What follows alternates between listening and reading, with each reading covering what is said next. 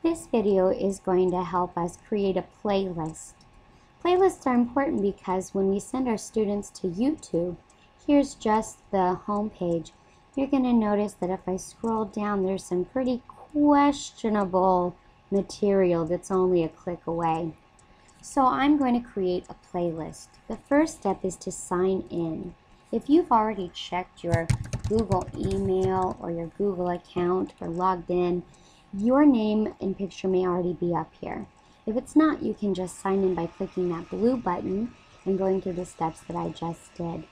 So I know what I'm going to be looking for because I'm going to base it on what I'm going to be focusing on for reading and writing next week, and that is prepositions. When I click in prepositions, I have a whole variety of videos. I want to look for videos that are between 2 and 3, maybe 4 minutes. You'll see this says watched. It means I've already watched it. I saw it and it wasn't my favorite, but I adored this old Schoolhouse Rock, and I've already watched it. You want to make sure you watch the video all the way to the very end.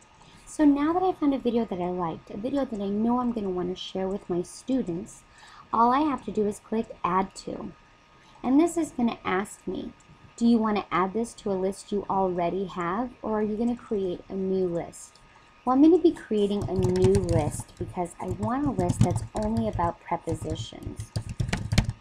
I can either hit Enter to create it or just click Create New. We're almost done. There's just this last option about private, unlisted, public. Well, all of this information, none of it's private, none of it's personally mine, so I don't mind making it a public list. And here YouTube has told me you've created a playlist. Now I've scrolled down, I've already looked at these videos, and when I looked at this one, it wasn't my favorite.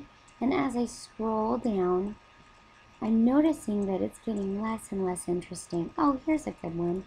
I've already watched it. I know that I like it. So I'm going to click Add To. I don't have to type in the name because I'm not creating a new one. I just click Grammar Prepositions, and YouTube tells me you have added that. Now, this looks like a really interesting video, and I'm curious about the people who made it. So I click the name of the YouTube user that put this in, and here is a song about commas. When I scroll through their videos, I see that all of these have some educational purpose behind it. So I'm going to subscribe, which means I'm going to get an email every time they put up a new video. Just find something that I'm interested in, and maybe they'll put up another video that I can use. So as I scroll through, I'm pretty much feeling like that's going to be the end of this. One of the things I like to do in YouTube is to type in the topic, preposition, and follow it with rap. Here you'll see I've already looked up preposition rap for kids. And right away in the first 5, I find 3 that I really like. So I'm going to click without prepositions. This is a loud rap that has the lyrics so kids can follow along.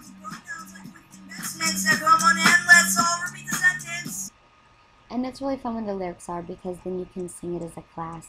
I'm going to go ahead and add this to my grammar's prepositions. When I click the YouTube user that put this up and I click videos, I notice that he has 2 videos, and this one does not look like something I'd want. So I'm not going to subscribe to him.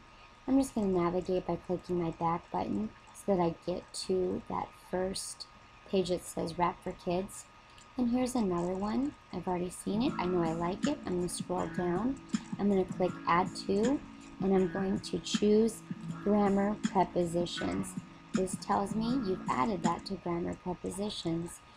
And that's it. Now I know I have about 4 videos that really will help my students understand what prepositions are and give them some background knowledge. Now I want to look at that and make sure that I've done that right. I can click on these 3 lines and I can scroll down to Playlist, and right there it says Grammar Prepositions. When I click on it, you can see that this is where the videos are. Now, when I want to give students the opportunity to use YouTube, I'm going to send them to this by giving them this link. This link will take them to this playlist and not the home page. That allows students to work their way through the content at their own pace. They can pause if they need to. They can replay parts that they need clarification for. But most importantly, they're in a secure area where they only have access on your playlist to the videos that you've hand selected for them. This is called curating videos. So this is our YouTube videos and playlist shared document. And you're going to notice that I have already put in some headers. This is going to be our grade level section. And then here you can put the standard or topic. You'll notice I put subject so that our high school friends or other teachers with different subjects can specify the videos that they find and how they'll be useful to their specific subject. Here you're going to have the standard or topic. And then here is going to be the video link. You can either just paste the link right into here, or if you're curious about how to create linked text, you can click here for an instructional video on how to do that. And finally, here are some notes. If you accidentally erase something, just hold down the control button and hit Z, or you can go to Edit and Undo.